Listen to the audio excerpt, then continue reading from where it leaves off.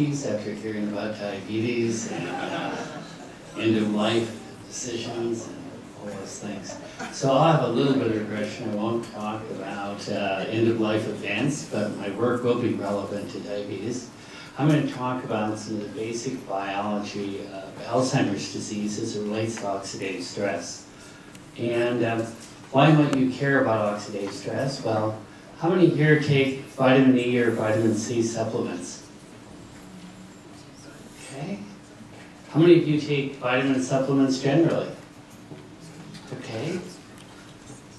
Probably most of you that raise your hand are interested about oxidative stress then. That's why you take these vitamins, because you think you're going to stop yourself from rusting away.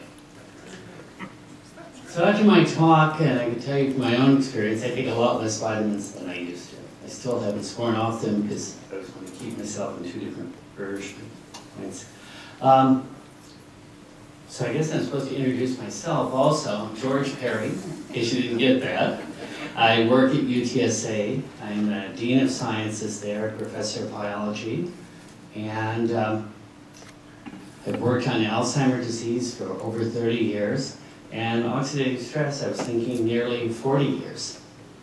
So I've been working in this area a lot. I've published a lot in it, and I'm the editor-in-chief of Journal of Alzheimer's Disease. So I also, other part, all the work I present, I only did, physically I probably did 0 of the work I'm going to present today, because I have a lot of people I work with. I used to do a lot of the work myself, but that's no longer the case, even before I was here. So these are some of the people I work with throughout the world. Some at UTSA, some at a lot of other locations. So first thing is when you're taking these vitamins and you're worrying about getting old or rusting away or something, this relates to an idea of aging, which I think most people are aware of. It's called the free radical theory of aging. And that is the idea that as we get older, that our ability to fight the oxygen that we're breathing all the time is essential for energy generation. That ability is diminished. And that's a classic definition. Let's see at this point. Yeah, it is going to work. The classic definition of oxidative stress is when the, wow, may not work so well. It moves forward. It's not being too clever. So it's when radicals exceed the abilities of the body to supply them. But what's happened over the last few years, the last 10, 15 years, is a different understanding of oxidative stress, especially for chronic conditions. And that is that the body always gets into balance, because there's a consequence of being out of balance. It's called death. We heard a lot about that earlier. If you get hit in the head and you have a reaction to it and you die a few minutes later, that could be oxidative stress in the classic definition. But if you have Alzheimer's disease or you have any other chronic disease, you're always in some type of balance, because all the antioxidant enzymes and defenses protect your body. And this may be why taking a lot of vitamins doesn't help, because you're actually fighting against the natural responses. And that'll have an underlying theme to what I'll talk about today, about how the body responds in chronic diseases to keep us relatively healthy. So how did we get involved in oxidative stress, and why might it be important in the disease? So first thing is, all of us breathe air. It's essential for our life. 90% of our energy is from taking food and burning it all the way to carbon dioxide and water. Almost 1 billion years our planet has had oxygen on it, and that's what most organisms do. But the side part is that a certain amount of that oxygen reacts with the body that isn't controlled, and that's what oxidative stress sort of is. But what we found when we analyzed people with Alzheimer's disease was, instead of just the pathology of the disease, the plaques and tangles having oxidative changes, and that is, I'm not going to go into the chemistry, but I can answer a lot of questions about it, because that's what we do is chemical analysis in cell biology, is that we analyzed a range of oxidative changes that occur on proteins, nucleic acids, lipids, fats. And what we found was that they affected all the neurons early in the disease. As I'll show later, they're actually the first change that occurs is people transform from being normal to having Alzheimer's disease. But they were not just in cells that had obvious pathology. So in fact, I have this large question mark here, because what we found was that neurons that didn't have the things that you read about in the literature, the tau change, the amyloid accumulation, all the fibers and all the crap in the cell body, they also had tremendous amount of oxidative damage in every category of molecule. And this led us to look at a number of different things. And I'm going to focus on this about amyloid beta and mitochondria, first mitochondria, because we want to understand that the oxidative damage came as a result of abnormalities in mitochondria that hadn't been described before.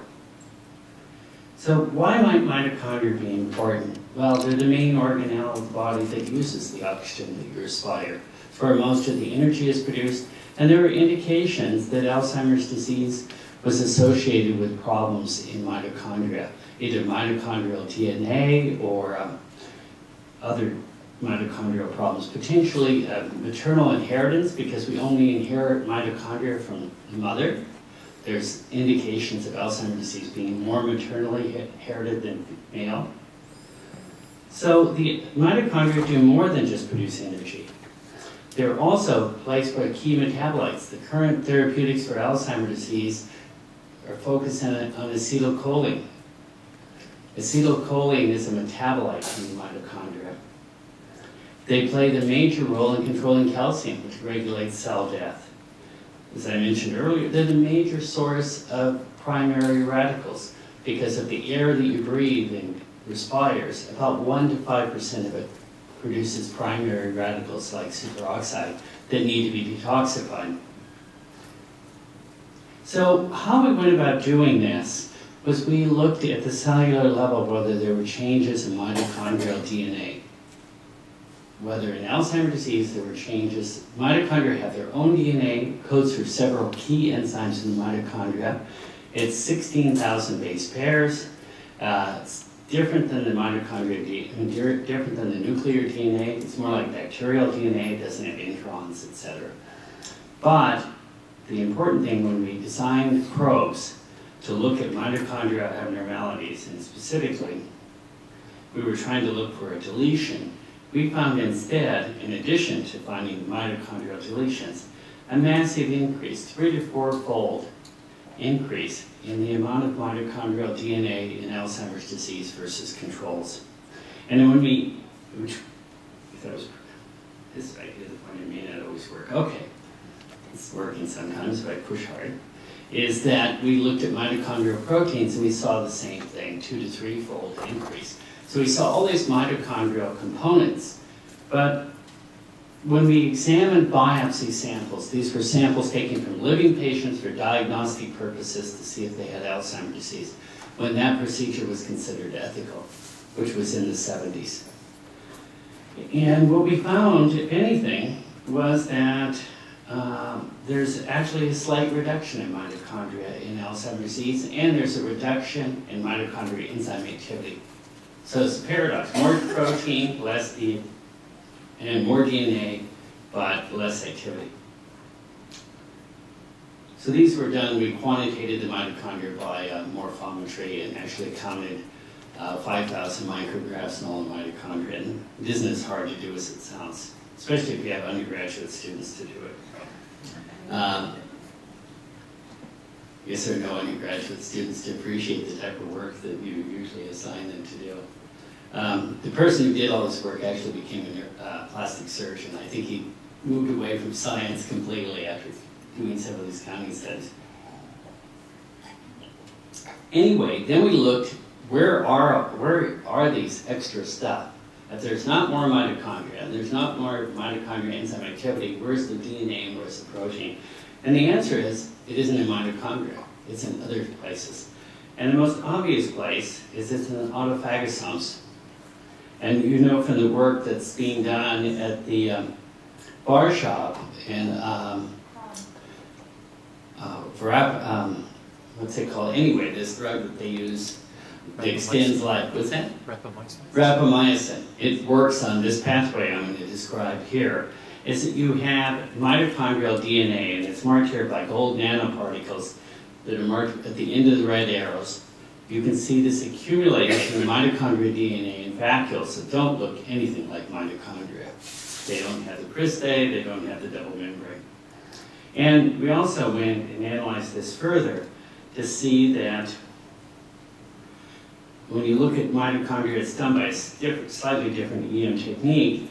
We looked at other markers of mitochondria, such as lipoic acid, which is a prosthetic group of mitochondrial enzymes, and I marked it with 5 nanometer gold. You can see it's a mitochondria, not surprising. But it's also in dense core aging pigment, the so-called lipofuscin. And the lipofuscin accumulates mitochondrial products in people with Alzheimer's disease, but is not present in normal controls. Now we're doing work that I'm not going to present today, looking at whether this means that there's a change, like lessened ability to degrade mitochondria. Is that the accumulation? But I'm not going to present that work because it's still ongoing and we haven't published most of it yet. So then we wanted to look at why is there this change in degradation pattern of mitochondria. And we know from our studies, that I won't present here, that it's highly correlated with the amount of oxidative damage, the mitochondrial problem. So the first thing we wanted to look at was whether there was a problem in mitochondrial transport within the cell. Neurons are extremely polar cells. In fact, if you were to look at a cell body of a neuron and its projection, it would be like be like this little cup of coffee with a little thread going all the way to the exit door. We have neurons in us that are 3 foot long, and a cell body that's only 20 microns. So those projections of neurons, the material is transported down a railroad called a microtubule. And they had been described to be altered in Alzheimer's disease, but no one had taken the effort to actually look if they were altered. So in these biopsy samples, the same student, the one who's now the plastic surgeon, he counted the presence of microtubules within the cytoplasmic biopsy samples. And it's critical in all these samples that they have to be biopsied if you want to look at structure, not after people die. Okay, and what we found was there's a tremendous reduction in microtubule density between Alzheimer's disease and control. But modeling that with an extremely high statistical difference, and it's specific to the neurons that show the oxidative changes, while other neurons, the non-pyramidal ones that don't show oxidative changes, don't show the microtubule decrease. But there's 2 different parts to how mitochondria move around cells. One is that they get transported like down in the bottom. They move up and down down microtubules. But the other thing they do is they fuse and fission. And this has been a major focus for people with mitochondria in the last few years. So you can have all the mitochondria, these little bags that produce energy. Instead of bags, you can have a network. And that's shown on the right-hand side. The right-hand side of the screen, you'll see when mitochondria all fuse together. And you can see the opposite when they all fission apart on the left. You have thousands of small particles. So who cares if mitochondria are big or small? Well, cells seem to care a lot because they have a lot of proteins that regulate this process. And they change the size during the life cycle of cells. So here I've shown something about these processes that control it. You have proteins like dynamine-like-1, which is here DRP1, which controls the fission of proteins, so it squeezes off the protein. And then the opposite, you have proteins that help link the mitochondria together so that they stick together. Now, there are several reasons why this is probably important. One is mitochondria get screwed up. They're always producing a lot of radicals. The DNA doesn't have as good repair mechanisms. In fact, the repair mechanisms are really poorly understood compared to nuclear DNA. And one thought is, in fact, all the indications are when they get screwed up, mitochondria are shuttled to be degraded. So fusion fission plays a major part in that. because if you fuse them all together, you can complement defects, so it's less obvious, but by fissioning them, you can get rid of the bad parts too. So there's kind of a balance between those two. You don't want everything too small or too big, but it depends on the circumstance. So we examine these, and so like I know I was a little dismissive about the microtubules, and that was because even though we found an 80% decrease, when we tried modeling that in cell systems, we couldn't be able to replicate the mitochondrial changes we found in Alzheimer's disease, suggesting even though the microtubules are altered, they aren't the rate-limiting step. When we did the same thing for fusion fission, we found tremendous changes, as I showed here in the light micrographs. And I'm going to focus on the upper left, the dynamine-like protein 1, just for simplicity. It's a protein that controls mitochondria size. And why simplicity? Because we've analyzed 7 or 8 proteins, and they all do slightly different things. And you see that there's a big difference, that the protein goes down. We can quantitate that difference. We can do it by staining, as I showed earlier, or we can do it by immunoblotting and quantitate them. And you can see dynamine-like protein is about 80% down in Alzheimer's disease versus control, as where some other proteins like FISH1 is upregulated. So it isn't every protein being down, some go up. The big advance for us was we were able to find similar changes when we analyzed fibroblasts from people that had Alzheimer's disease. So in other words, skin cells from people that have Alzheimer's disease show almost the same changes we find in the brain. What do I mean almost? They show the same changes, but not as high a level. And what we found in these fibroblasts, they came from the NIH repository of cells, so there's no IRB issues. So it's perfect to study these cells. And we found that you could see 2 different distributions of mitochondria. So here, labeling with mito red, so it's a living dye, we're looking at living cells. You can either see mitochondria dispersed throughout the cell, kind of the way you'd always see in any classic textbook, or you can see this clustering around the nucleus, kind of looking a little odd. Very similar to what I showed in the neuron with the mitochondria junk products. But when we quantitate this, we see this collapsed paranuclear clustering is much greater in cells derived from people with Alzheimer's disease, about 4-fold higher. And if we do electron microscopy of those cells, we also see a change. What we see is that the mitochondria in samples with Alzheimer's disease are larger. They're about 2-fold larger. We went back and analyzed the data when we did for the biopsy and found that the same thing was true.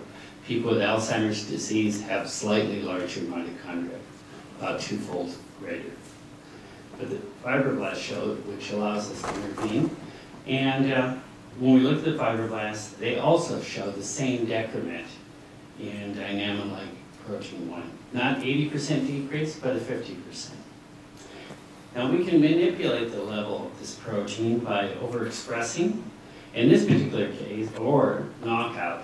So we use dominant negative or inhibitory RNA.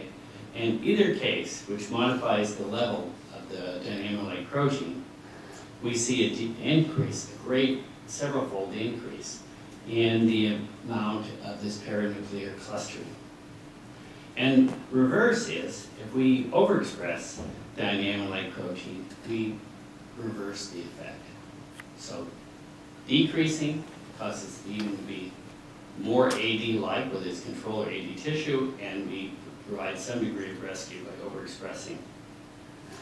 Okay, so the next point, why would one care about this, is about what I talked about earlier. Neurons are extremely polarized cells with long projections, and everything has to be moved out and uses a lot of energy. Of the energy used by our body, 20 to 25% is used by the brain. And yet the brain's only 2% of the mass of the body. So it's an extremely energetic tissue for the resting metabolism. And all this stuff it's about the ion control, and it's about moving stuff to and from the nucleus out to projections that are astronomical distance in the cellular particular level.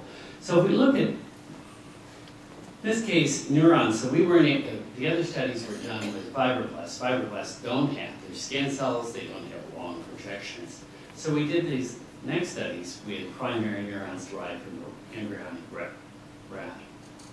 And we mark here again the mitochondria with this vital dye, and you see that the mitochondria go down these projections. And here you can mark just the projections, and you can see the red dots in between. So mitochondria are scattered all the way down the axons and dendrites of a neuron. If you knock out dynamo-like protein, you'll see the mitochondria distribution down the process is quite different. Instead of being little dots with an intra-space, you see longer regions, but you see big gaps. We think this gapping is probably very important in the sense that it means that there's a longer distance for diffusion of ATP. Now, we have went back and analyzed the Alzheimer's disease cases for the proximal portion of the axon, and also found that the gaps are much larger in people with Alzheimer's disease. We have not established that those gaps actually have functional consequence yet. So then we quantitated these changes by knocking out this protein, dynamo-like protein. The length of mitochondria within a process increases several-fold. And that's true whether we do knockout or do dominant negative. As where if we change some of the other proteins that have other functions, we don't change the length. We change some other features that I'm not presenting here, dealing with energetics and radical production, but we don't change the size. So it appears to be pretty specific. Now, why are mitochondria different size in Alzheimer's disease? Why are they more paranuclear clustered? There appear to be two, well, here, we have data for two things that play a role in changing the size. One is oxidative stress. If we add hydrogen peroxide, we can replicate the same thing we see in Alzheimer's disease. And if we produce amyloid, the protein that everyone's been focusing on for therapeutics over the last 10 or more years, that also alters the size of them. The two features in this particular experiments appear to be independent of each other. In other words, putting antioxidants doesn't affect the amyloid effect. Kind of surprising. So what we looked at here is the mitochondria collapse, and the mitochondria collapse. Mitochondria collapse, mitochondria being long, mitochondria number all correlate with each other. They're all the same feature. We measure all three for most of these measures. And what we find is overexpressing amyloid precursor protein causes a tremendous amount of collapse. If we express it with a certain mutation, it produces more amyloid. We even get a bigger effect. Now you're moving out of the 10 to 20% to over 50%. And the effect appears to be related to production of amyloid, because if we put in an inhibitor that blocks amyloid formation, we don't see an effect. And in fact, we can also correlate it. So I showed the result of the inhibitor study. We did correlational analysis. In this case, we measured number, fragmenting, clustering, and all of them had a high degree of correlation with the amount of amyloid that's being produced in the cells, all near 0.95.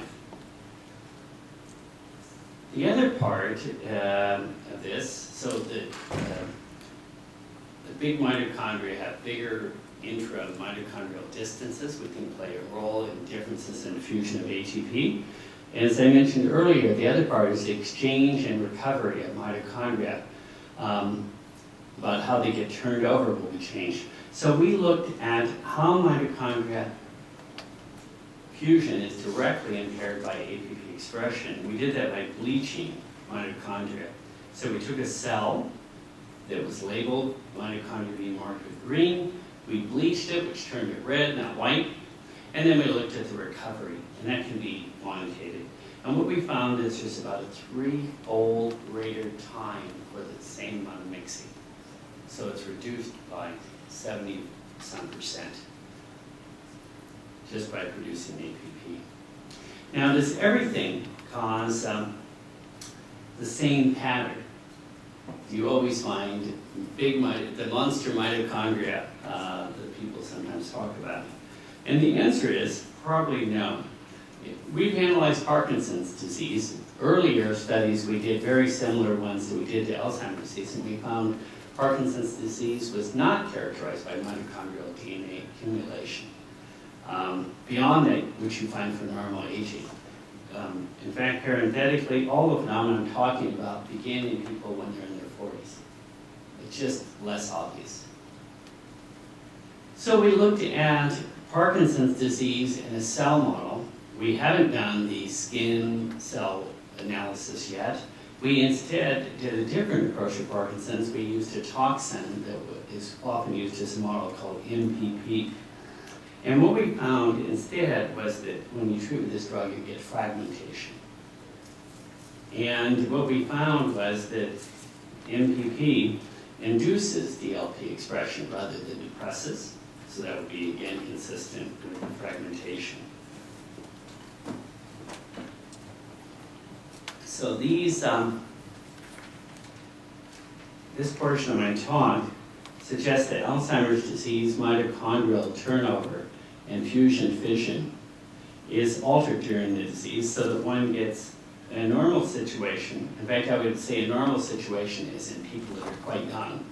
You have all the mitochondria distributed throughout the cell to provide energy and they're properly turned over, and you don't have a lot of mitochondria junk in the cell. And when you have Alzheimer's disease, you end up with a lot more mitochondria in the nuclear area because the junk accumulates, and the mitochondria are poorly distributed down the axons. And we have documentation of these pieces. To know whether what we can do to intervene is what we're actually actively doing now. Okay, the next part of my talk is talking about amyloid. So you told me to mention some biographical thing. I was interviewed for the New Yorker, which appeared last week, about what I thought about the clinical trials for Alzheimer's disease and the focus on amyloid. And I thought they not only haven't worked, that they never will work. And the new versions will even work more poorly than the ones that have been done, because now the focus is on treating people earlier. So why do I think that? Why do I think that people focused on the wrong target? Especially since I showed earlier, amyloid even plays a role in regulating mitochondrial dynamics. One is, I don't think amyloid's unimportant. I think it's probably really important, but I think it probably plays some very, very important physiological role as an antioxidant. So where do we get this idea? Well, one of the things is, if you take cells in culture and you dump some amyloid, you can kill them, and you can publish that paper pretty easily. If you have transgenic mice, almost no one has found an effect producing molecularly engineered mice that amyloid did anything particularly bad to these mice. There's very little cell loss. There's much of amyloid, and there is oxidative stress around the amyloid, which is not true in humans. But they really are pretty much unaffected. And we advocate, even in human aging, there's no indication the amyloid is particularly doing anything bad. Alzheimer's may not be good, but doesn't mean the amyloid's what's causing it. So amyloid's only toxic in systems that you've really isolated from biology, which is what Petri dishes are. I don't think there's very much evolution in Petri dishes. So where did we come to this idea? Well, one of them was, we analyzed oxidative stress patterns in people with Alzheimer's disease and Down syndrome and found some real anomalies. We thought that when we started these studies that oxidative stress would be really common around plaques. Why? It's an area of tremendous inflammation, microglia, lots of cells, a lot of disturbed molecules. But in fact, we found almost none. And further, we found a very strange pattern, that oxidative stress goes up and goes down. So here I'm showing the data from Down syndrome. So if you look at somebody with Down syndrome who's old, and 61 is old for somebody with Down syndrome, they have a lot of plaques in the brain, and that's marked here by the brown stain. But if you look at younger people, 30s, they have also plaques. And if you look at young people in their teenage years, they have a few plaques. But you notice here how the blue is marking the oxidative damage, in this particular case, the RNA. ribosomal RNA. And you can see it's very strong here. But in the older person, there's no staining at all. So when we quantitated that, we found the oxidative stress went up and then goes down. And the plaques actually occur about 10 years later. It starts to go up, either looking at measuring plaques or measuring biochemically determining amyloid. And to correlate the two, we just see the strong inverse relationship with an R squared of 0.95. So it doesn't look like amyloid is causing oxidative stress in this case, either by location or by correlation. So in this study, which we completed in the last year, with cases of our own and some from Washington University in St. Louis, we also looked at people that, the full range, from normal people that are very young, levels of oxidative damage measured by 8-hydroxyguanosine, and you see after 40, there's a lot of variability. Some people have levels very much like young people, and some people have fairly high levels. If you look at that, you see the preclinical Alzheimer's disease. These are pre-mild cognitive impairment. They are in the normal range, high normal range. But the mild MCI and mild AD, you notice that they're much higher. In fact, the MCI is the highest levels, the mild cognitive impairment. And the people with AD are even slightly lower. And I'll show more of this type of data in the cases that we analyzed. And this is just plotted a slightly different way. The oxidative stress is very specific to the neurons that are affected by the disease. If you look in the cerebellum, you don't see any difference between different regions, different levels of dementia, as where here you see MCI. It was borderline statistically significant, but the MCI is higher. And when you see that with all the data, you realize it's always going up and coming down. This is an earlier study we did, and we looked again, these are cases that came to an Alzheimer's center in Cleveland, and you look at the amount of amyloid versus the amount of oxidative damage. You can see the control people overlap those with Alzheimer's disease, because normal people, aged people, have amyloid levels in the brain almost equivalent to those with Alzheimer's disease. Almost equivalent, meaning tremendous overlap. Alzheimer's patients always have amyloid because that's how the disease is defined. If you don't have amyloid, it's not Alzheimer's disease. But the reverse is a little bit less clear. So here you see the same inverse relationship. More amyloid, less oxidative damage. And the same thing, duration of disease. Highest with it.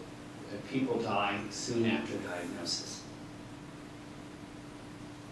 And we saw the same thing for genetically caused Alzheimer's disease, in which we analyzed with people with pre-Senile mutations that are determinant mutations, and we found the same thing. Amyloid beta burden, inverse relationship. For those of you that are amyloid aficionados, it's amyloid ending in residue 42. 40, there's no correlation. That's, let's see. And then in this particular case, just like in Down syndrome, we know what people are going to do with the course. If they have this mutation, they're going to develop Alzheimer's disease. If they have Down syndrome, they're always going to develop plaques in Alzheimer's disease-like symptoms. Normal people, you don't know that for them, for sure. So in this particular case, we had a person that was pre-symptomatic, N of 1, who died of a heart attack in their 50s, before the time they would have had the disease. And you can see that they have oxidative stress overlapping those of the people that already had the disease. So again, showing that the oxidative stress is an early change of the disease. And through an analysis of all the cases, clearly it goes down. Now, why might this be the case? I mean, we measure the oxidative stress by looking at each individual neuron, so it's not through neuronal loss. We actually did similar studies that I'm not presenting here, but we published. We looked at intraneuronal amyloid and intraneuronal oxidative stress, find the same inverse relationship. Anytime we find a lot of amyloid, we find less oxidative stress. And the same thing is true for tau changes. If we see tau accumulation in neurons, there's less oxidative stress too. So what we did in vitro experiments is we looked at the ability of amyloid to suppress an important oxidation reaction. So that the many reactions that I presented earlier, oxidation ones, lipid peroxidation, protein oxidation, those are generally thought, and we have pretty compelling evidence from our publications, involve redox chemistry with iron and copper that become altered during the disease. And so we've done a number of studies to show how iron and copper can bind onto proteins or nucleic acids and can become redox centers to cause oxidative damage. But what we found was if you look at one of these redox reactions, the ability of copper to oxidize lipids. So if you take fats in a tube and it's just a small trace of copper, it'll oxidize very rapidly by catalyzing the oxidation with free oxygen. If we do that and we add amyloid beta, we find a suppression, sort of a shift in the curve when the ratio, when amyloid beta exceeds copper, essentially there's no oxidation. And we also demonstrated directly that the plaques themselves have copper in them. We isolated plaques in panel A. We showed that they had amyloid beta in them, not surprisingly panel B, C is a control. And we did random spectroscopy, and we found that the amyloid beta had copper bound directly to it. So from these studies, we think that a major role for amyloid beta is to suppress redox activity of metals in the brain, much like ceruloplasmin does for the serum, but this is a more specialized piece. And that idea has been supported by the work of a group at Harvard also that think that the amyloid plays a role much more active than just suppressing, that it actually plays a direct antioxidant role. So then you understand why I could think that the vaccine couldn't work, that amyloid is associated with a bad event because getting old is not a good event. I mean, it's always better than the alternative, or most of the time. So you have, as you grow older, you have always these alternatives to avoid death and to protect function. And that what we may be looking at is about how the neuron responds to keep itself alive over this such a long period. So just changing the story. Isn't it amazing that people live to 90 and have normal cognition and have neurons in their brain that are 90 years old and haven't died and still function, as opposed to thinking of the people that fail during that process. So you can ask the question, how do they do it? So one of the ways we think they do that is that through the oxidative stress and other inflammatory reactions, the neurons, there's been a response of the brain, and amyloid beta is part of it. And if you focus on removing that, you may cause more harm than good. Further, I think it's more likely you'll cause harm when people are still normal. After, I'm not so certain. And, well, I actually am certain because people have done the tests. And there have been a number of successful removals of amyloid, and no one has improved. How am I time-wise? We've got 15 more minutes if you want. Oh, then good. I have a third part.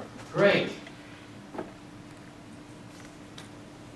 Okay, so the other part ask is, so if amyloid isn't killing the cells that are dying during the disease, and mitochondria are in all likelihood responding to some other thing that's driving them into this, something unknown, what are some of the possibilities?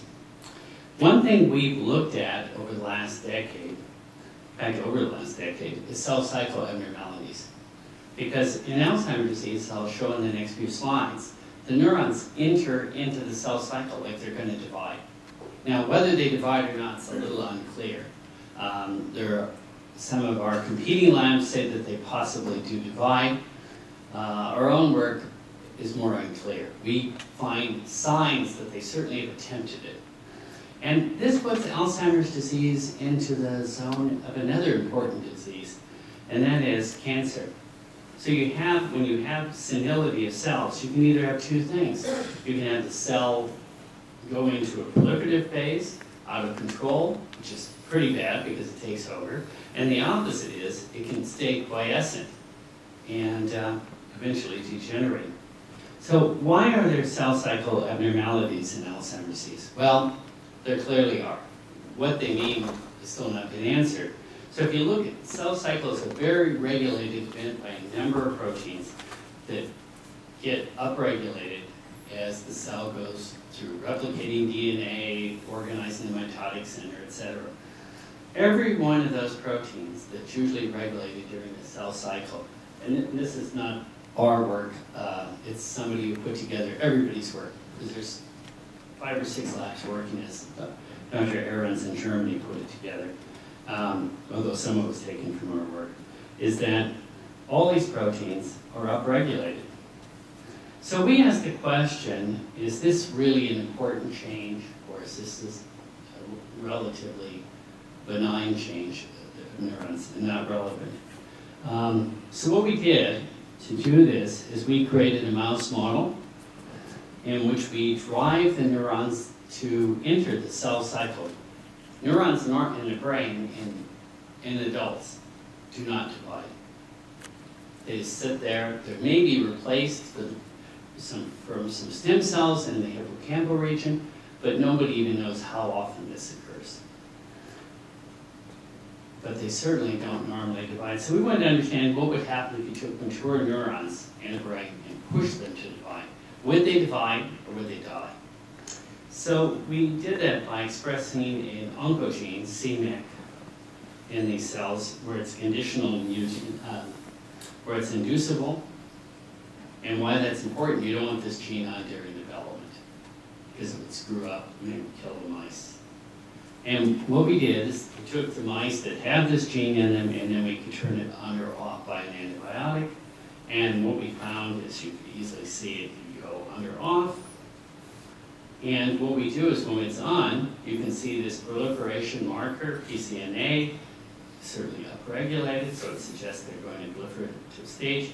But more relevant, if you look at DNA incorporation, BRDU is a synthetic base that gets incorporated when DNA is made, and you can see that there's actual DNA incorporation. So cells are synthesizing it. And there's other changes. When you turn the gene, you actually end up with DNA damaged, marked by histone changes. Again, more relevant, just as cell replication was a relevant marker, and that's just a secondary thing. When you turn it on, this is the hippocampus and the neurons marked. This is the control, and you can see the little small blue dots. Those are the neurons. And if you turn on the gene, you see this area is not as well stained. The cells have died. They die by apoptotic means because when we look at a tunnel assay, which marks DNA fragmentation, that's what actually is easily denoted here as where when the gene is off.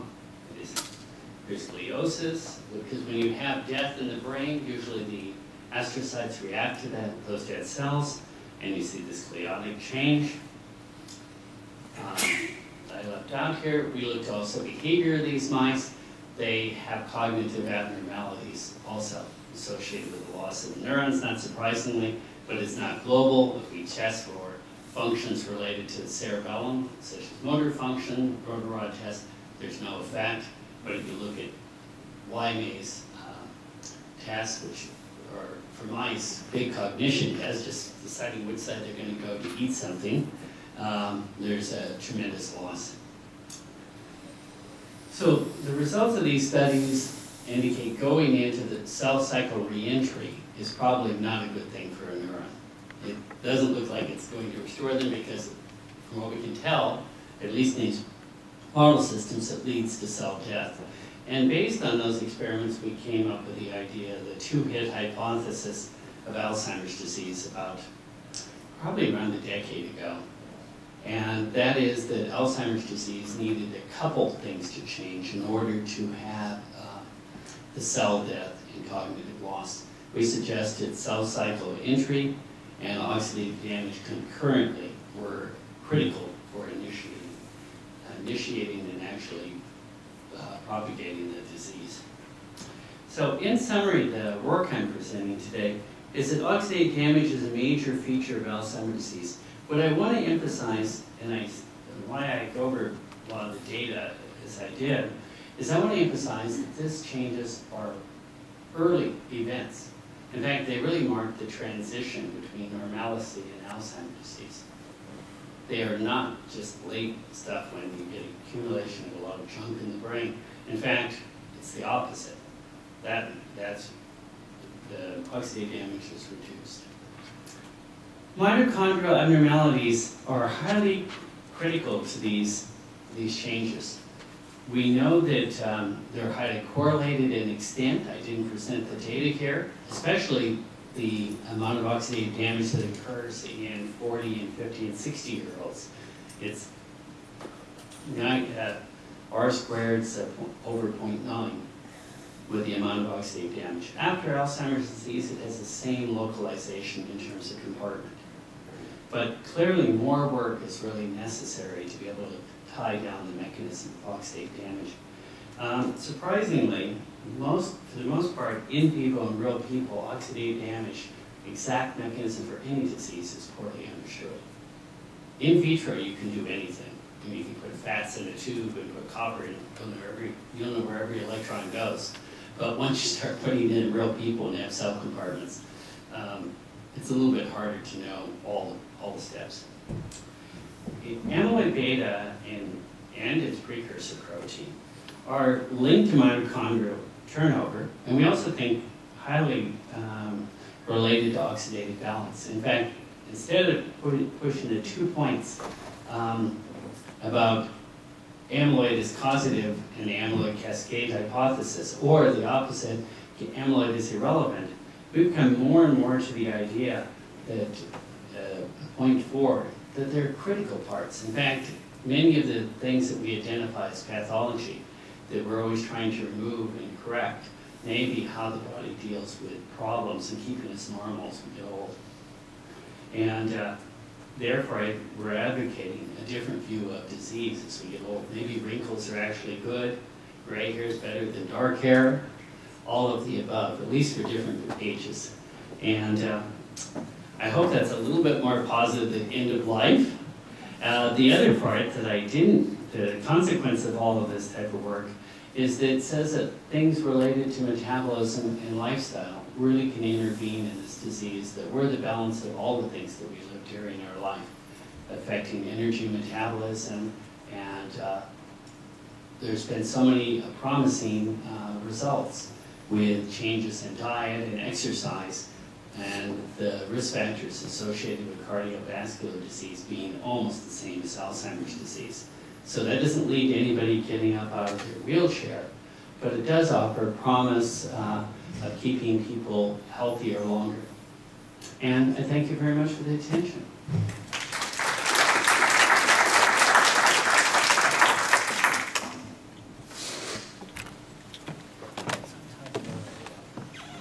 Okay, I can do whatever people want.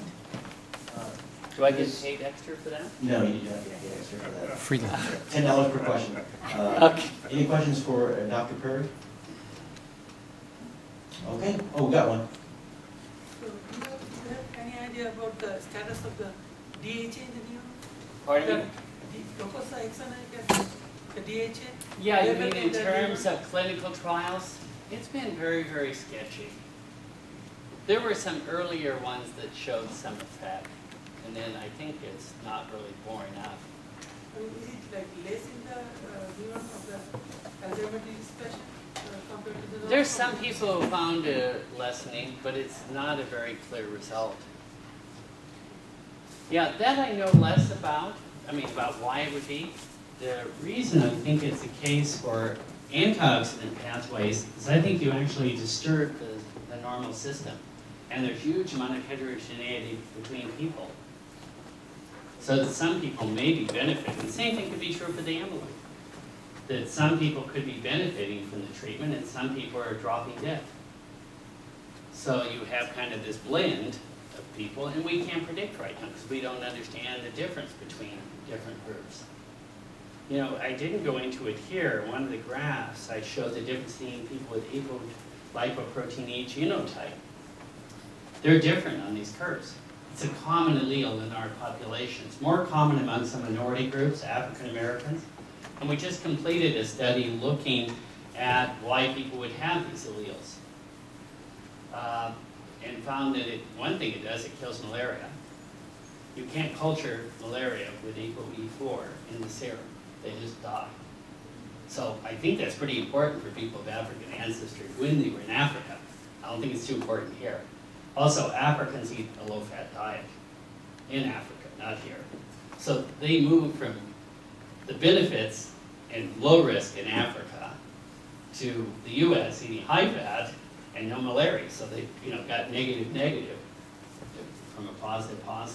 So DHA is the same thing. We don't really know. And also the amount of levels. I'm trying to remember. I just went through a review of this. Because it also depends on how much people are eating to begin with. In their diet. Because you have to deal, that is what it is. Like lots of the studies that have been done, they were done in different locations. And people eat very different diets. Some people get a lot of omega-3 in their diet in some places. So like some of the studies were done in Chicago where people didn't eat very much fish to begin with. Midwesterners don't eat very high levels. And then some of the people, I think, some were done in, Northern Europe, like Holland, where people ate a lot of fish, and putting extra probably didn't make that much difference. So it's hard to compare different groups. So I think there were flaws in all the studies, but certainly they weren't dramatic. I mean, the dramatic result you would spot in between all of those confounding things.